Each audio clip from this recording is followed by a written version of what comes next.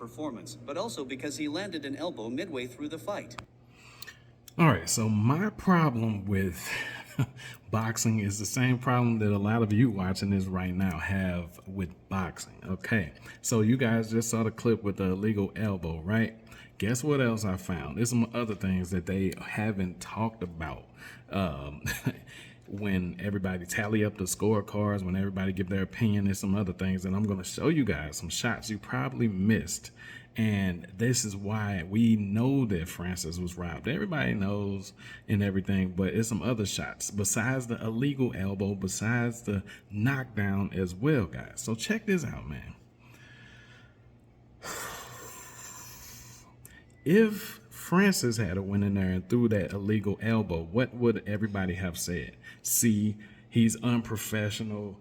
MMA is too animalistic. This is why you shouldn't put an MMA fighter in the ring with a boxer. They didn't train him properly.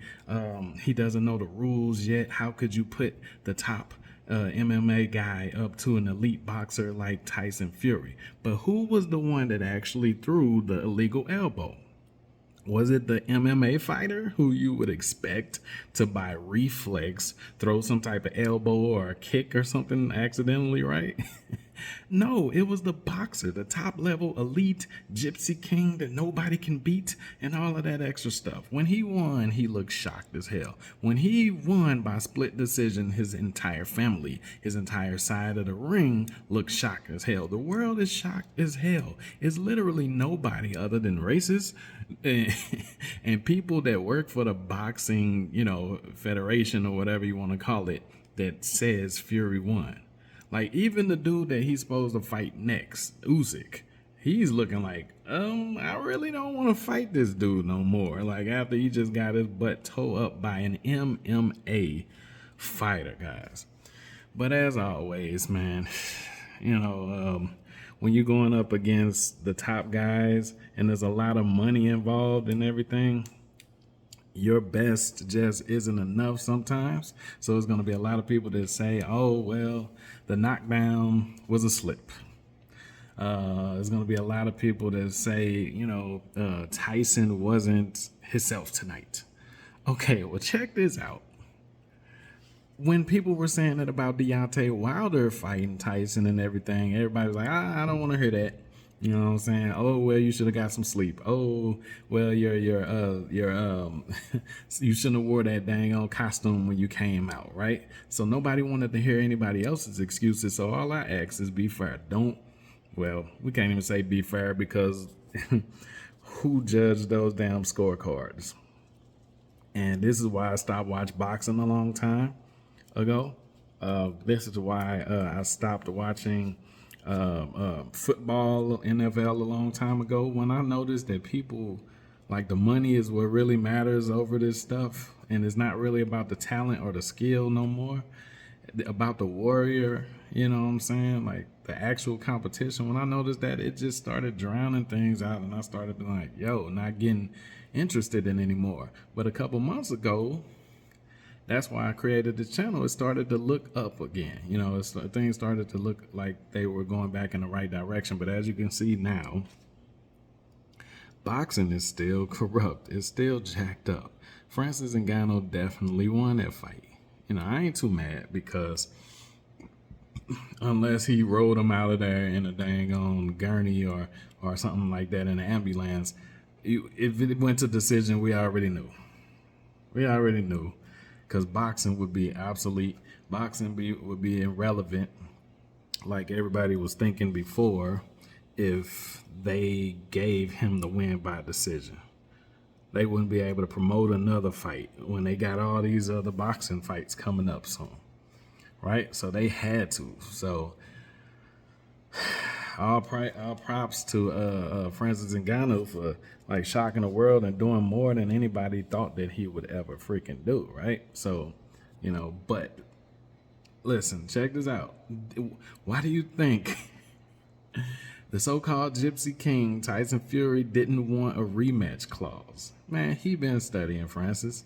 And he was scared of that power. He talked all that stuff about, oh, well, I felt Deontay Wilder's power. It probably can't get no worse than that. Well, Deontay Wilder shook you up. It's more than you wanted to admit. So when you heard you was coming up against another guy with similar or more power, he probably was shaking in his boots, but he can't show that. That's his Irish pride. He has to talk a lot. He has to be flamboyant. He has to be boisterous and super confident. You see it with like people like Conor McGregor, right, where they're from, right? That's just how they carry themselves. If they're afraid, you're not going to know that they're afraid, which is awesome. I like the confidence, right? But he was afraid because, especially after that first knockdown, that dude was scared. He was trying to play it off by doing his little footwork and all of that extra stuff, but he was scared of Francis. Being that he's from MMA or not, it didn't matter. Like he knew going into this that all he would have to do is clip him. Like, yo, like even though I'm more skillful, I got the better jab, I got the better footwork and all of that. If this dude lock in on me, if he lock in on a target, whether that's a body shot or a dome shot, then it could be all over for me. He knew that. So he was running. He was trying to, mask his running as footwork, right?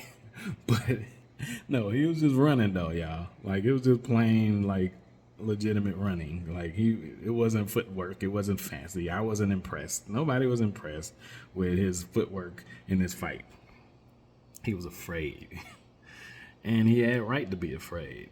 But we expected him to conduct himself as a champion, meaning when you come up, that's what courage is. When you're afraid of somebody or something, you still you go after it. And I'm not calling him weak because he was in there. Like he took the fight, right? But how he performed, man, like as the heavyweight champion of the world, it reminded me of back in the day when I used to watch Bruce Lee movies. And we all know that karate was derived from kung fu or gung fu, right? And like in one of the imitation Bruce Lee movies, the fake Bruce Lee used to always say, like when they'll bring up some karate masters and stuff, Bruce Lee used to always say kung fu is better than karate, Philip. So he was always saying kung fu is better than karate, meaning even if you brought the just the style of it's the style of fighting, right? Like and it's the toughness and how they're bred. Like even if you brought the top karate guy to an intermediate level kung fu person in most cases, right? Stylistically, the way kung fu flows is just so many ways for you to get trapped, right? Like karate is just too structured. It's too 1, 2, 3 step type stuff. It's too predictable. So it's the same thing with boxing. So even though Francis is new to boxing, he's used to different variations of where strikes can come from. His reflexes is different. I hate when people call it his chin, but pause. Like, yo, he can take a shot better than the typical boxer because he's been hit in the face with elbows before. He's been like hammer fisted and all of that extra stuff. Like it's just a different game. So even though he stepped into the aquarium with sharks and stuff like that, this dang on I don't know how, but this dang on land mammal then freaking like took over the aquarium. You hear me? Like, because he's just an all around better predator. So like, it don't matter what climate, what environment or ecosystem you put him in, he's just gonna do that. Like, I think if you were to put him in wrestling, he would do good, right? Like, even though there's a little bit more familiar or whatever, but like boxing, like that's completely different from MMA. It takes away most of his weapons. And that's why they agree to this stuff. Because they're like, okay, Tyson Fury is the best of the best with his hands, like, and he got the footwork, you know what I'm saying? He's used to just having his hands. An MMA fighter isn't used to just having their hands. If they're losing, you know what I'm saying, with stand up, they can go to the ground. If they don't have good, hands, they can like use their, like their kicks and their knees and and elbows and all of that stuff. So they thought they were crippling Francis by putting him in a boxing match. Like I said, the reflexes of a freaking MMA fighter and the chin pause of an MMA fighter is just is more advanced pause. You know what I'm saying? Like they're just more elite, stronger fighters than boxers. No offense. You know, one of my favorite fighters of all time, after doing my research, is Sugar Ray Robinson. Like, he was a freaking master. And I think this is before the mob got in there and started, like, rigging fights and stuff. I don't know. But now it's a dirty game. It don't matter. So you literally have to be, like, they got to be carrying somebody. See, this is the thing.